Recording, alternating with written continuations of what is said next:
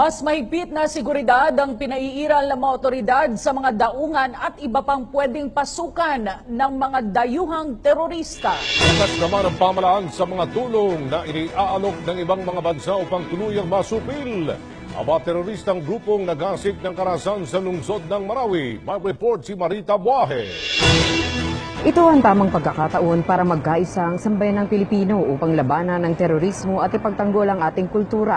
Panawagan ni Presidential Spokesperson Ernesto Abella sa ginanap na Mindanao Hour dito sa Davao City. One of the lessons we can take away from this situation in Mindanao is that we have people coming from the outside because they believe in a strong narrative. They have a very strong story that they want to establish a province in Southeast Asia and specifically in the Philippines. I believe this is also in a sense a wake-up call for Filipinos to be able to come together and begin to believe that we have a higher narrative aside from our local, regional, personal interests. I think it's high time that we continue to build up on our values, family values, and also higher values, and also go back to the fact that what we are really, like the good secretary said earlier, we are actually defending. And what are we defending? We're really defending the Filipino way of life. Kasabay nito, iniulat ni Abella na patuloy pa rin ang clearing operations ng mga militar at ang pagliligtas sa mga naipit na sibilyan sa lugar. Sa datos, sa 26 na sibilyan na ang napatay ng mga terorista. Mahigit 1,600 na ang nailigtas na sibilyan, 280 rebelde na ang napapatay, 278 na-recover na armas, 69 na sundalo ang napatay at 85 buildings ang na-clear na. Mahigit 71,000 pamilya naman ang naapektuhan ng nagpapatuloy na kaguluhan sa Marawi. Umabot na rin sa 105 bilyon na augmentation fund ang naibigay na ng Department of Social Welfare and Development Central Office sa kanilang mga field offices sa Region 7, 10, 12 at Caraga. Bukod pa ito sa mahigit 89 na bilyong halaga ng mga food at non-food items na ipinamamahagi ng DSWD. Sa ngayon ay pinapaigting ng pamahalaan ng seguridad sa mga seaports sa mga lugar na maaaring pasukan ng mga foreign terrorists. Magdadagdag din ng mga marine patrols, maglalagay ng immigration officers sa bawat islands at hahanapan ng dokumento ang lahat ng mga pumapasok sa bansa. Dagdag nito, 8 foreign terrorists na ang sinasabing napatay ng mga militar sa Marawi. Sa ngayon ay bukas ang pamahalaan sa mga foreign assistance na iniaalok sa atin para malabanan ang mga terorista, basta't nakalinya pa rin sa independent foreign policy ng bansa. Mula dito sa Davao City, para sa Bayan, Marita Buahe. The tragedy in Marawi City underscores the urgent need to address and resolve the Bangsamoro question. It should now be obvious to all, including government and the people of this country, that the failure to address the Bangsamoro question has invited the invasion of foreign Daesh extremism such as ISIS, which feeds on the frustration of the Bangsamoro people towards failed peace processes with mainstream liberation funds, as well as the Moros' desperation in the face of historical and current injustices that have bred entrenched poverty and institutionalized social, political, economic, and cultural marginalization under the status quo. The Marawi tragedy should propel us now to look at the merits of federalism as proposed by our beloved brother President Mayor Rodrigo Roa Duterte. The current unitary state system, which is a carryover from Spanish and American colonialism, has utterly failed not only to resolve the myriad problems besetting this country since its birth as a republic in 1946, but it has absolutely failed to address the root cause of the Bangsamoro question, which invariably fuels the conflict and continues to fester Mindanao and Sulu. Hindi lamang pakipagdigma sa mga teroristang grupong maute ang sinisikap po na gawin ng ating po mga sundalo. Ang social media monitoring team po ng 1st Infantry Division ng Philippine Army nakatuon na rin po ngayon sa pakipaglaban sa mga fake news o mga baling balita sa social media hinggil po sa nangyaring kaguluhan sa Marawi City. May report si Manuel Taghoy ng Philippine Information Agency. Habang nangyayari ang mga aktwal na bakbakan sa Marawi, ang mga sundalo ay nakikipagbakbakan din sa online world. Nagkataon na ang 1st Infantry Division ng Philippine Army ay nagdaraos ng digital media training series nang sumiklab ang kaguluhan sa lungsod ng Marawi noong May 23. Ang training ay bahagi ng inisyatibo ng division upang mapalawak ang kaalaman at kakayahan ng mga sundalo hindi lang sa harapang pakikipaglaban kundi pakikidigma rin sa larangan ng internet. Ayon kay Brigadier General Rolly Bautista, Commander ng 1st Infantry Division at ng Task Force Marawi, dapat lang napalawakin ang kaalaman ng kasundaluhan sa mga makabagong teknolohiya ng digital media upang magamit ito sa pagpapalaganap ng impormasyon at mas mapalapit ang sundalo sa mga pamayanan na kanilang pinaglilingkuran. Ang mga partisipante sa nasabing digital media training ay bahagi na ngayon ng isang social media monitoring team ng 1st Division upang pagtuunan ang mga impormasyong kumakalat ukol sa kaguluhan sa Marawi. Sinabi ni General Bautista na ginagamit din ng mga terorista ang internet upang maipalaganap ang mga negatibo at mga maling impormasyon upang magdulot ng takot sa lipunan at pahinain ang tiwala sa pamahalaan. Ayon naman kay Marlon Magtira, facilitator ng digital media training, mas marami ang mga positibong sentimiento ukol sa mga military operation sa lungsod kumpara sa mga ilang negatibo at maling impormasyon na naipost sa mga social media sites tulad ng Facebook, Twitter at Instagram. Layunin ng social media team ng 1st Division na magpalaganap ng katotohanang nangyayari upang maiwasan ang iba pang mga kaguluhang maaaring idulot ng mga terror groups. Para sa Bayan, Emmanuel Taghoy ng Philippine Information Agency. We had the opportunity to go closer to the front line. We coordinated with ground troops to monitor what the residents call the lakeside town. Just to give you an idea of the location, it's southwest of Ground Zero. There was a narrow part of Lake Lanao right in front of us there. And right across the lake, the Maute fighters were positioned. And while we were there, the snipers from the enemy side started shooting in our direction. The troops came under attack, basically. Of course, we had to take cover at the army detachment in the area, and immediately the army soldiers fought back. That firefight lasted for about an hour. As soon as the exchange of gunfire subsided and the situation calmed down, we left that area and went back to the capital. There were no reports of casualties on the government side, but there's an unverified report of a Maute fighter killed in that gunfight. Pia. Camille, let's now talk about the story that brought you there in the first place. A composite team of the military is now closely guarding Lake Lanao as Maute fighters try to escape the war zone using small boats. Heavily armed members of the military's 103rd Riverine Unit prepare to engage the enemy on water. The military is pressing forward to the nerve center of the terrorists holding out in Marawi, forcing the enemy to seek a way out through Lake Lanao. The Naval Task Unit says Maute has been using the lake to escape and provide supplies for its fighters.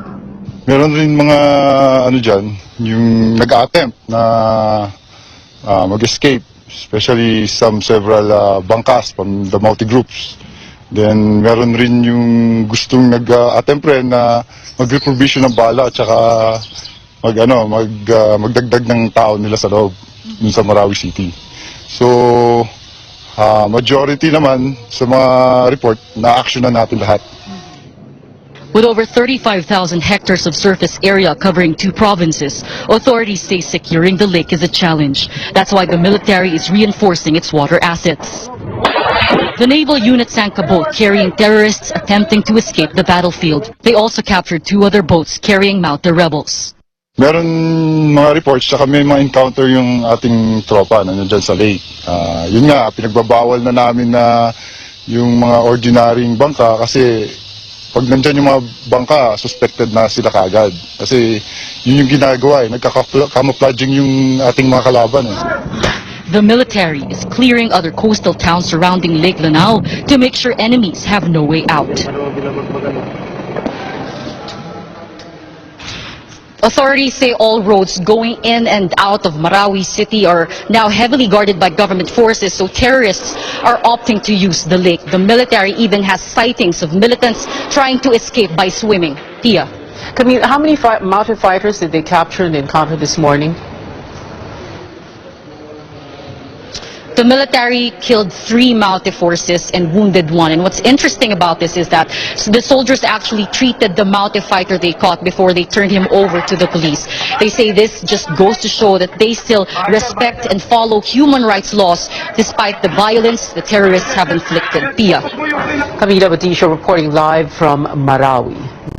Bilang naman ang araw na nagpapakalat po ng fake news, particular po dyan sa mga social media. Ito'y matapos ihain sa Senado ang Anti-Fake News o yung Act of 2017 kung saan papatawan po ng parusa ang mga nagpapakalat ng pekeng impormasyon. At para malaman kung paano makikilatis kung tunay ang isang balita o impormasyon, may report si Sweden Velado. Fake news dito, fake news doon. Hindi maikakailang sa bilis ng pagpunlad ng teknolohiya ang tradisyonal na pagkalap at paglathala ng balita sa pamamagitan ng dyaryo, radyo at telebisyon ay kaya na rin gawin ng mas mabilis sa social media. Ang problema, hindi na lang mga lehitimong mamamahayag ang nagbibigay ng balita dahil kahit sinong netizen na online ay pwedeng maghayag ng balita kahit ang mga impormasyong nakapaloob ay hindi pa completely verified. Saan ka madalas kumukuha ng balita para maging updated? Mostly po sa internet. Naranasan mo na bang mag-share ng fake news? Fake news? Opo. Nabiktima ka na ba ng fake news? Tungkol lang sa mga bomb threat. Ayon sa isang eksperto mula Philippine Information Agency o PIA, may mga paraan namang pwedeng gawin upang maiwasan ang pagpapakalat ng pekeng balita at hindi rin mabiktima nito. Alamin muna natin sino ba ang sumulat ng balitang ito. At pangalawa, saan galing itong balitang ito. Ang mga fake news also marami. Makikita mo sa article, sa story mismo, may mga wrong spelling, may mga wrong grammar. At kung meron kang nararamdaman na kakaiba sa balita na yan, nagagalit ka, naging emotional ka, that's a sign. Kung hindi tayo sigurado at kung hindi natin alam kung totoo o hindi, huwag po nating ipasa. Para labanan ang paglaganap ng mga pekeng balita, lalo na sa social media, isinumite ni Senator Joel Villanueva ang Senate Bill No. 1492 na tatawaging Anti-Fake News Act of 2017. Sa ilalim nito, pagmumultahin ng 100,000 piso hanggang 5 milyong piso at papatawan ng parusang 1 hanggang 5 taong pagkakakulong ang sinumang mahuhuling lalabag sa batas. Kung ang offender ay isang public official, dobleng halaga ang multang babayaran niya at 2 beses na mas mahaba ang pagkakakulong na ipapataw sa kanya. Posibleng madiskwalipika na rin siya sa paghawak ng anumang posisyon sa pamahalaan. Yung pagpasa ng false information na may bomba dyan, may sasabog dyan, may aatake dyan, iwasan po natin yung ganun kasi nakaka-cause yun ng panic sa publiko. Dapat ang ipapasa nating message sa ating mga kapamilya, mga kapitbahay, at mga kababayan na mag-ingat tayo. Para sa Bayan, Sweden Velado. Tuloy-tuloy naman ang ginagawang surgical airstrike ng militar laban sa terorisang grupong Maute. At ayon po sa Joint Task Force Marawi, mga pampasabog ang isa daw sa mga dahilan kung bakit natatagalang gagawin po ang clearing operations doon. At live mula sa lungsod ng Marawi, naroon ang aming kasamang si Julius Desamburon. Julius, kumusta dyan? Alex, hindi lamang daw usaping rekonstruksyon o rehabilitasyon ang dapat bigyang pansin, kundi dapat nagsisilbing paalala ang nangyaring bakbakan dito sa Marawi City para magtulungan ang lahat ng sektor ng lipunan na labanan ng terorismo at mga extremist. Ayon kay Joint Task Force Marawi spokesperson Lieutenant Colonel Joe R. Herrera, may kolaborasyon ang sandatahang lakas kontra global terrorism na hindi lamang problema po ng Marawi City at ng ating bansa, kundi po ng buong mundo. Ilan nga daw sa mga kailangan ay ang strong linkages sa ibang mga bansa. Kaya nga ba may ginagawang training ang ating mga sundalo at mayroon ding intelligence sharing, joint patrol at joint exercises. Paghahanda na din daw ito sa mga hindi inaasahang pag-atake. Gayunman ang AFP ay ginagawa pa din ang lahat para protektahan ang ating mga teritoryo sa mga kalaban ng Estado. Sitwasyon dito sa Marawi City, tuloy-tuloy ang bakbakan sa pagitan ng pamahalaan at ng teroristang grupong Maute sa paglulunsad ng airstrike ng militar. 4 na beses na pagsabog ng bomba ang narinig, 1 buwan po yan mula nang sumiklab ang kaguluhan dito mismo sa syudad. Lumiliit na nga daw din kasi ang lugar na sakop ng mga terorista. Pakinggan po natin si JTF Marawi spokesperson, Lieutenant Colonel Joe R. Herrera.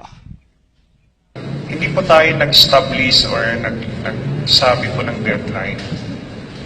Ang goal po talaga natin is to continue our combat and clearing operations. Ang pinaka magandang sagot po yan ay nanggagaling yan sa ating mga tactical commanders. Yung battlefield natin ay napaka-fluid, very dynamic. Every day nagbabago po yung locations ng kalaban, yung movement. Okay. So yun po ang ating ina-address.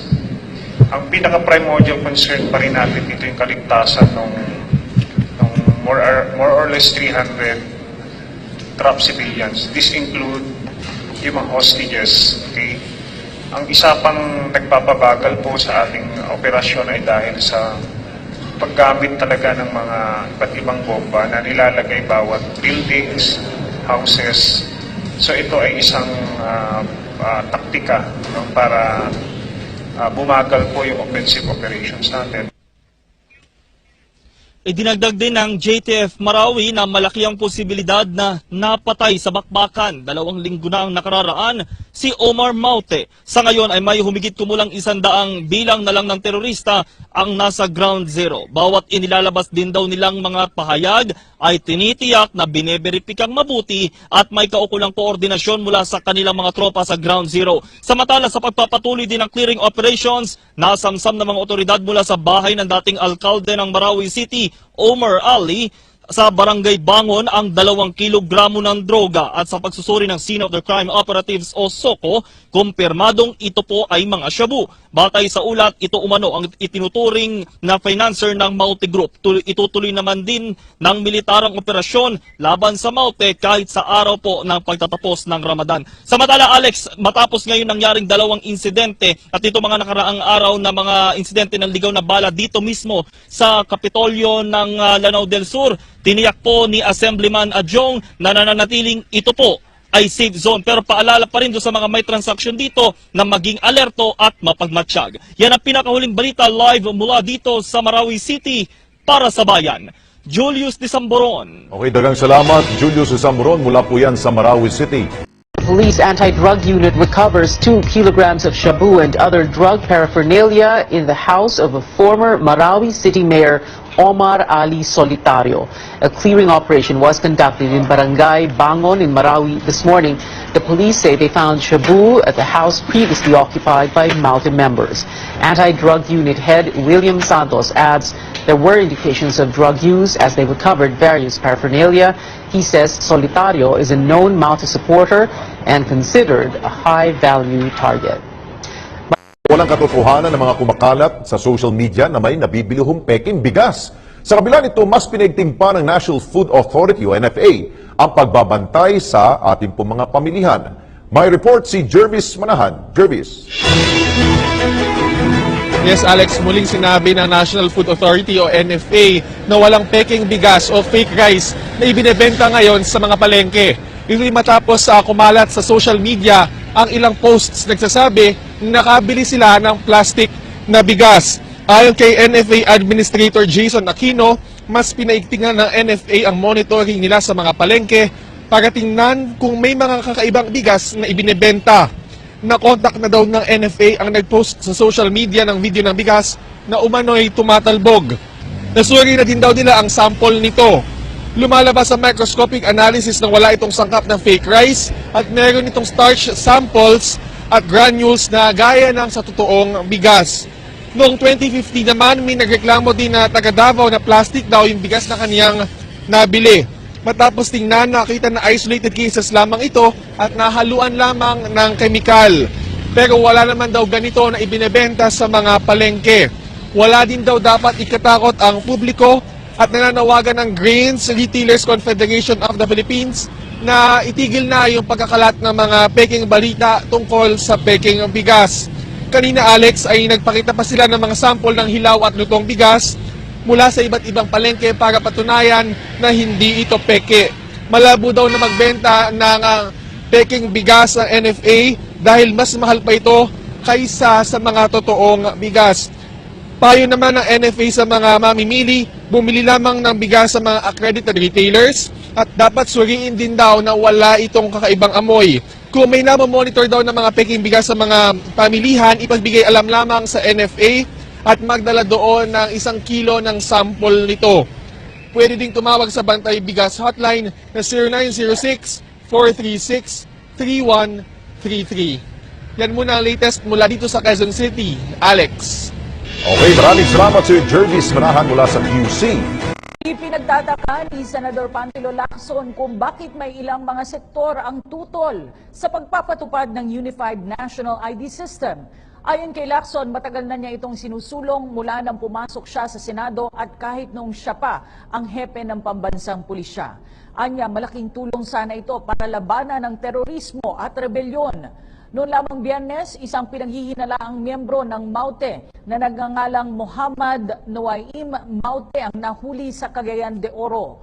Ngunit bago ito ay nagtangka siyang tumakas mula sa mga otoridad sa pamamagitan ng paggamit ng Peking University ID sa ilalim ng pangalang Alfaiz Mamuntal. Dahil dito umaasa si Lacson na ikokonsidera ang pagkakaroon ng Unified National ID System lalo na tayo na lang ang pausbong na bansa na wala nito. Mas pinaigting naman ng Department of Energy o DOE ang power restoration o ipagbabalik ng kuryente sa lungsod ng Marawi.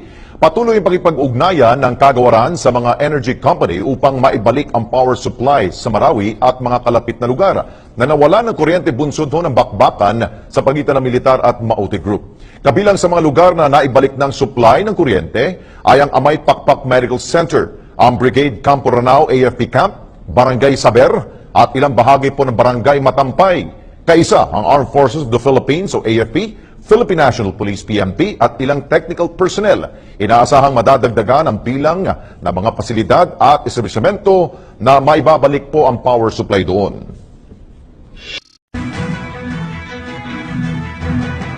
Ibinunyag naman po ng Armed Forces of the Philippines o AFP na may 40 dayuhan ang kasama ho ng local terrorist group na Maute. At ayon po kay AFP Chief of Staff General Eduardo Anyo, 20 sa mga nadagdag ay mga Indonesians habang ang natitira'y binubuo po ng mga Malaysians, Saudi nationals, Yemeni at iba pang bansa. Dagdag pa niya, ilang Indonesians din ang sumali sa iba pang grupo gaya ng Bangsamoro Islamic Freedom Fighters o BIFF at Abu Sayyaf. Sinabi naman ng opisyal na posibleng may politikong nagpopondo sa Maute Group. Pagbibigay diin po niya, wala namang kaugnayan ang mga ito sa Islamic State. Ang pagsali o pagsuporte nila sa Maute sa pakipaglaban sa gobyerno ay sapat ng basehan para sila'y paniniwalaang nagkasala.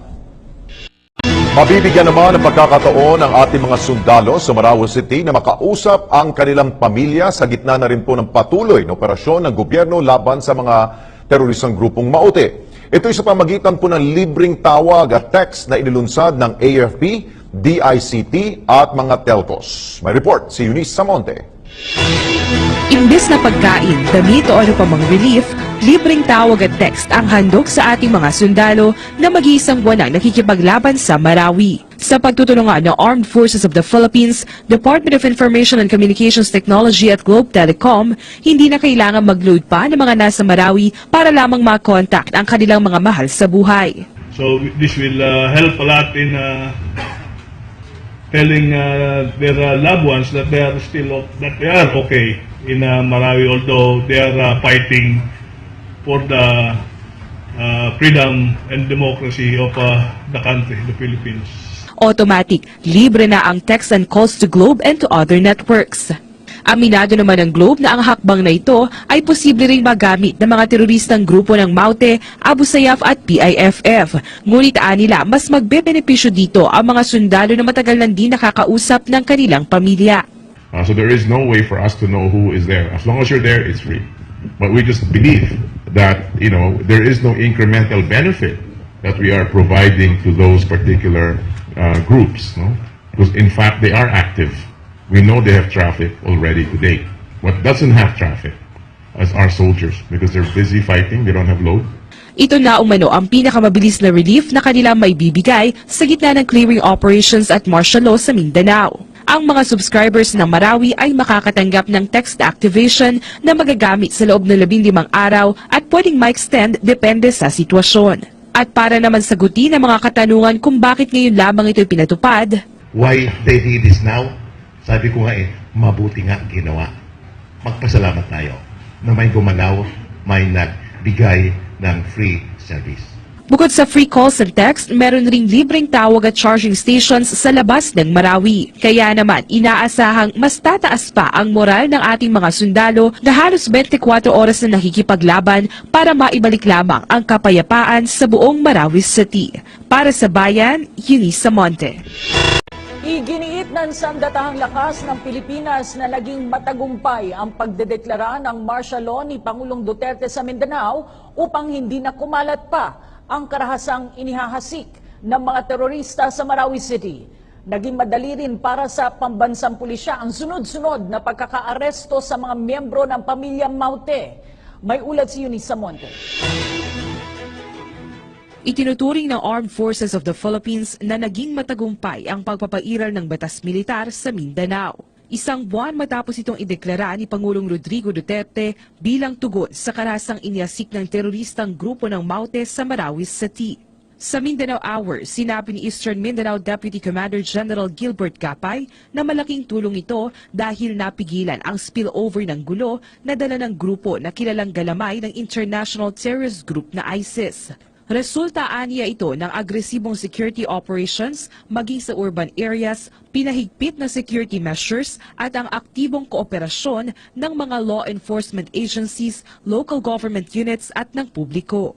Aminado rin ang PNP na malaki ang inusad ng mga kaso at mas napadali ang pagkakaaresto sa mga terorista.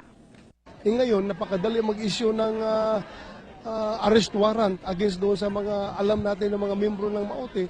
So yan, may basis tayo under martial law na pwede natin silang hulihin. So yun, napakadali pong gawin natin yan. Kung si PNP Chief Police Director General Ronald Bato de la Rosa lang din naman ang tatanungin, aniya, malaking tulong ang deklarasyon ng martial law ng Pangulo sa sunod-sunod na pagkakaaresto ng miyembro ng pamilya Maute. Matatanda ang nasa kustodiya na rin ng Bureau of Jail Management and Penology o BJMP ang ina ng Maute Brothers na si Omnita Maute o mas kilala bilang Farhana na financer ng terrorist group. Nauna na dito ay naaresto na rin ang ama ng Maute Brothers na si Kaya Mora sa isang checkpoint sa Toril, Davao nitong June 6. At nito lamang nakaraang linggo, naaresto naman ang babaeng kapatid ni Omar at Abdullah Maute sa Iloilo kasama ang dalawa pang hinihinalang miyembro ng Maute. Ang lahat ng ito ay matapos maaresto sa Cagayan de Oro ang bunso na magkakapatid na si Muhammad Maute na isa namang eksperto sa paggawa ng bomba. Kung walang martial law, walang arrest order against sa kanila, hindi natin basta-basta mahuli yun, lalo na wounded, di ba? Kahit alam natin na wounded sila doon sa gira. We are empowered and we are more motivated to go after them. Positibo naman ang Armed Forces of the Philippines na mas naiwasan ang pagkalat ng terorismo dahil sa batas militar. Nakasaad sa Article 7, Section 18 ng 1987 Philippine Constitution na may karapatan ng isang Pangulo bilang Commander-in-Chief na magdeklara ng martial law na maaring tumagal ng 60 araw. Ang tanong kasi bakit sa buong Mindanao yung bakit hindi Marawi lang? So ito yung pagpapatunay na ang ating martial law implementation hindi pwedeng nakafocus lang sa Marawi, but also in other parts of Mindanao. Inaasahan namang sa pakikipagtulungan at bukas na pag-iisip ng mga mamamayan sa batas militar, di magtatagal ay maibabalik na rin ang kapayapaan di lamang sa Marawi City kundi maging sa buong Mindanao. Para sa Bayan, Eunice Monte.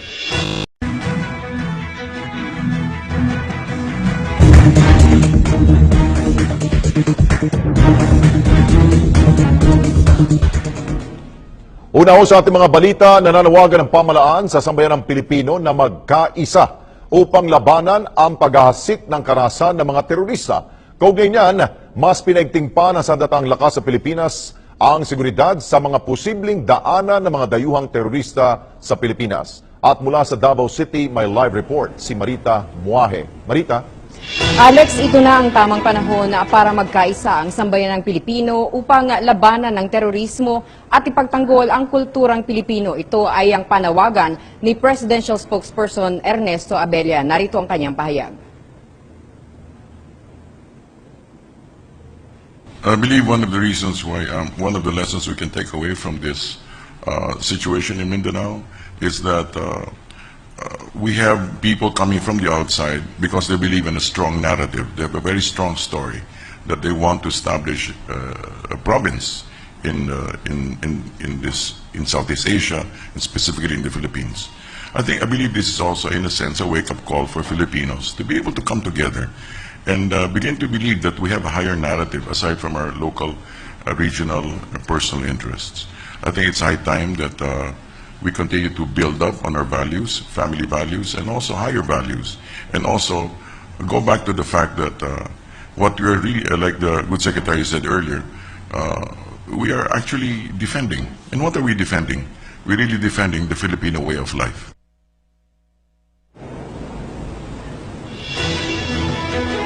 Kasabay nito, Alex, iniulat din ni Abella na nasa 26 na ang sibilyan na napapatay ng mga terorista.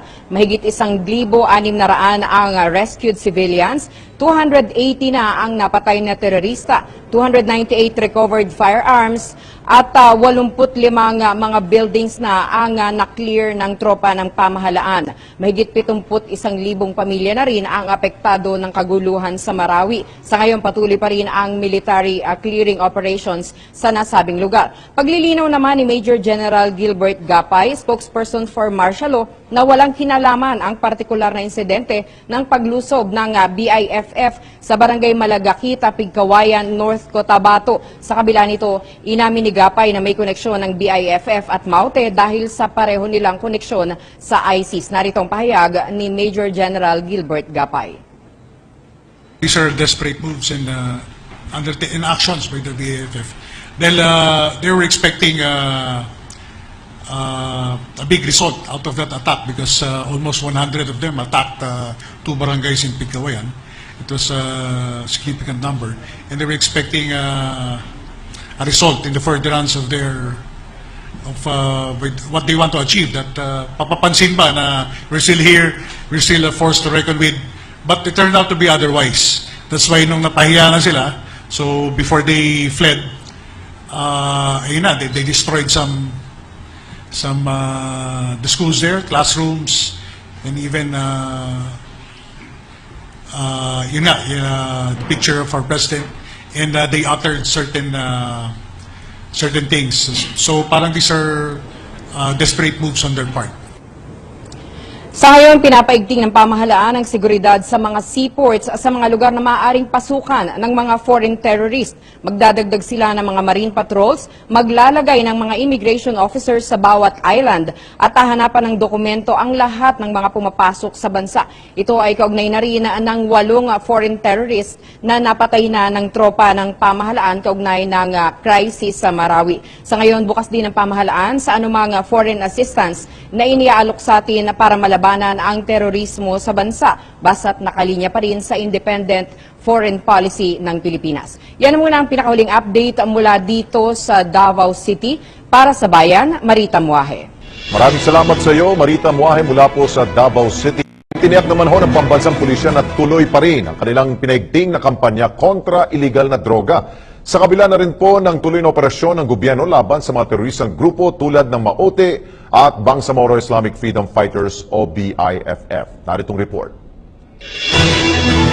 Naniniwala ang Philippine National Police na hindi kailanman magiging sagabal ang kaliwatka ng mga pag-atake ng mga teroristang grupo ng Maute at Bangsamoro Islamic Freedom Fighters o BIFF sa operasyon ng kapulisan kontra iligal na droga at pagsugpo sa terorismo. Ayon kay PNP spokesperson Police Chief Superintendent Jonardo Carlos, sa kabila ng mga diversionary tactics ng mga kalaban at mga kumakalat na banta sa social media, ay tuloy-tuloy pa rin ang kanilang anti-illegal drugs operations. Hindi ho, kasi yung atin namang public safety companies and regional public safety battalions, mobile forces sila. Ganito yung kanilang primary work, yung sa going after armed criminals and terror group.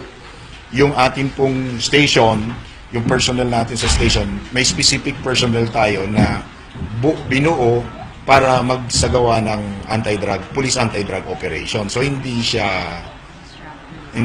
kasi continuous yung trabaho ng Patunay umano rito ang pagkakasibak na mahigit 100 pulis na napatunayang positibo sa ipinagbabawal na gamot. Sapat at hindi rin umano kailangan pang dagdagan ang puwersa ng pulis na nakikipaglaban sa Marawi mula sa public safety companies, regional public safety battalions at ang PNP Special Action Forces. Ang niro-rotate natin yung SAP, yung RPSB. Kung kakailanganin na yung mga mobile forces coming from Luzon o Visayas, maaari po yan, nakaprepare po sila. Samantala, inanunsyo rin ng Philippine National Police ang kanilang pangangailangan na mahigit 14,000 bagong kawani ngayong 2017. Sa naturang bilang, 10,000 ang ire-recruit sa pamamagitan ng regular recruitment program at papalit naman sa mga nagretiro, nag-resign at namatay na ang bagong mahigit 4,000 pulis. Para sa Bayan, Eunice Samonte. Malacanang belittles the Bangsamoro Islamic Freedom Fighters' threat on President Duterte. Presidential spokesman Ernesto Abella says the group is incapable of launching an attack against the president. AFP Eastern Mindanao spokesman Brigadier General Gilbert Gapay says the BIFF threat is a desperate pronouncement after the group suffered setbacks from military operations. These are isolated groups that are brilliant at media manipulation. However, they do not have the necessary support coming from the ground itself. Nagpaabot naman ng tulong ang bansang Israel para sa ating mga kababayang apektado ng bakbakan dyan po sa Marawi City. Sa pamagitan ng Philippine Red Cross, tinatayang nasa 1 milyong pisong halaga ng medical supplies ang ibinigay ng naturang bansa upang matugunan ang pangangailangan medikal ng ating mga kababayan. May report si Pauline Requesto. 1 milyong pisong halaga ng medical supplies ang ibinigay ng Israel Embassy sa Philippine Red Cross para sa mga evacuees na naipit sa gulo sa Marawi City. Personal na iniabot ni Israeli Ambassador to the Philippines Ephraim Ben Matityaw ang mga medical equipment at gamot kay Red Cross Chairperson Richard Gordon. Ayon kay Ambassador Matityaw, bukod sa maigting na pangangailangang medikal ng mga evacuee, limitado rin ang kanilang access dito. The medical treatment is practically one of the most crucial at this point. Because water and other things, there are many other organizations who are dealing with it, especially government and the local, the military, everybody is there for that. Lubos naman ang pasasalamat ni Gordon sa tulong ng Israeli government, lalo pat malalim ang kasaysayan ng ugnayang diplomatiko ng dalawang bansa. Aniya, magagamit ang mga medical equipment hanggang sa mga susunod na relief at rescue operations ng Red Cross. Ibinahagi rin ng senador na maliban sa Israel, nagpaabot na rin ng tulong ang Australian government sa Red Cross. Samantala, iminungkahi ni Gordon ang pagpapaunlad sa Lake Lanao bilang isang tourist attraction upang makatulong sa pagbangon ng mga kababayan nating naapektuhan ng gulo. Because of the damage in Marawi, this would be a good time for the government, and I urge the government to adopt that, have urban redevelopment done. You will want to give opportunities and alternatives in terms of livelihood to the Maranao folks. Para sa Bayan, Pauline Requesto. My God, I hate